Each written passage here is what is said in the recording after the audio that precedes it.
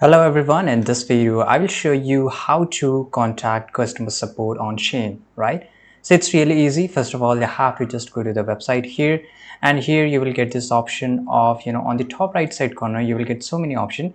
This is for your account login, right? And let me just first of all close this up, right? And here you will get this option of customer service, right? So once you go here, click on, and it will just start loading. Now here it will ask you to log in with your email address or with phone number. So I will just go with my Google ID here.